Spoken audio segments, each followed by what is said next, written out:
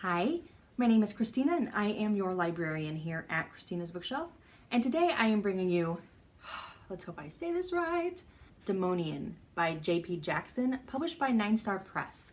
This is a paranormal fantasy story, and warning before we start, this is a grotesquely dark paranormal fantasy story. There's murder, gore, mayhem, splitting bodies apart. I mean, so much darkness in this book. Even the humor is dark, dry, great sarcasm, but I need you to understand that before you're like, ooh, I love fantasy and pixies and all that great things. Those are wonderful. Those reads can be great. That is not this story. We have, and I said Dati and Dati throughout the book, so I might go back and forth. Same person. I just, in my mind, I never picked one, so I'm probably going to say the name 2 different ways throughout. That's my bad. Dati is a demon who is obsessed with humans. However, his task in this life is to go and find the children that are bearing demons. And what I mean by this is that they show the demon fire within their bodies.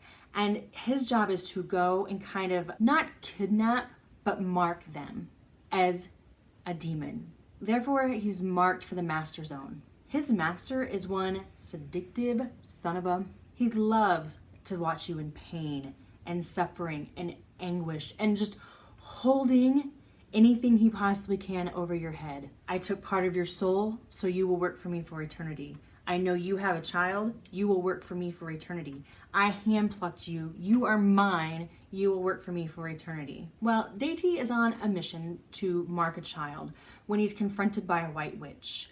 And instead of really fighting, he makes a plea bargain with her, makes a deal, a promise to always keep Alyx safe. Never bring Dati's world to Alyx.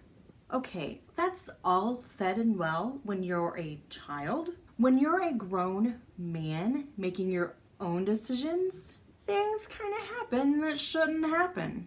Especially after the master has kind of given everybody a project. Dati is used to living alone. After a meeting, he's been given a teenage witch as kind of a ward to watch over, protect, make sure she doesn't get in any trouble. Okay, first off, a teenage witch. Untrained, mind you. At one point in time, somebody says, you know, you could replace that W with a B and it would still be just as accurate. Bingo, totally true. She thinks that she's going to be this all magical being, but I mean, honest to God, you're untrained. But it's the teenage mind at work. Eventually, because of the project that the master has sent them on, he has an almost dead werewolf on his couch. He has to go collect some things that the werewolf left out and about and bring them back. And then lo and behold, we have a house guest that just magically shows up out of nowhere that shouldn't be there and is now brought over into the dark realm. That's a lot of stuff. And in there, once again, we have murder, grotesque murder, vile treatment from the master. So now we have this kind of miscreant band of misfits, and they are like, we don't want to do this project. We need to figure out a way to get out of it. Adventure time! So one of them comes up with this beautiful plan to go see this almighty powerful being that can help them get out of doing the project.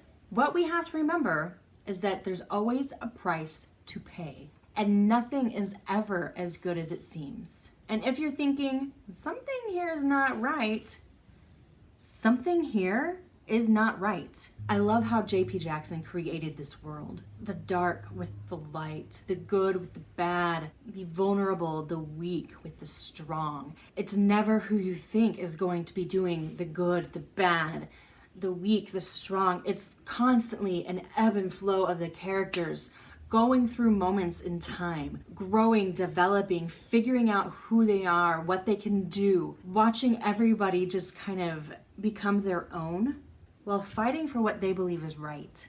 I've gone back and forth to star rating for this. I thought 4.5 because at the beginning there was some redundancy that had me on edge and really irritated me. But at the same time, the story is so freaking good. I mean, I can't even begin to tell you the wonder What a mind and imagination JP Jackson has to have. I'm a fantasy lover to the core. I love that kind of world, and yet this is quite unique. And for the main character to be gay, loved it. We're not having wicked wild demon sex around here. I mean, this is a focus on the story. Not to say we're not gonna have some later, I don't know. But the point of the story here is watching Dati try to maintain a promise. Promise is broken. Now he must find absolution. And within this is just torment and torture. Murder, mayhem, magic, love, peace, sacrifice. I can't gush enough about how much I love the story. So I am giving Daimonion by JP Jackson 5 stars. What I'm going to do for you is leave the 9-star Press and Amazon link down below so you can click it and be on your way. If you've enjoyed this review, I'm gonna ask that you help me with that YouTube algorithm and give me a like. Leave me a comment. I love to interact with all of you guys, and go ahead and hit that subscribe button. I try to have stuff out every Sunday through Thursday, but I honestly never know what time.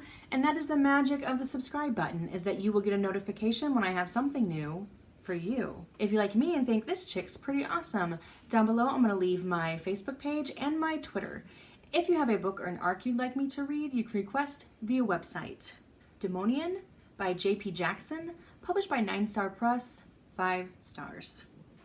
Bye. Hi, my name is Christina and I am your librarian here at Christina's Bookshelf. Today I am bringing you the YA book, A Boy Worth Knowing, by Jennifer Cosgrove, published by 9-Star Press.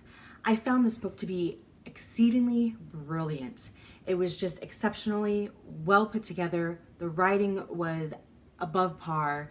Everything about this I thought hit the mark. So we have Nate Shaw. He's in high school, it's his senior year. He's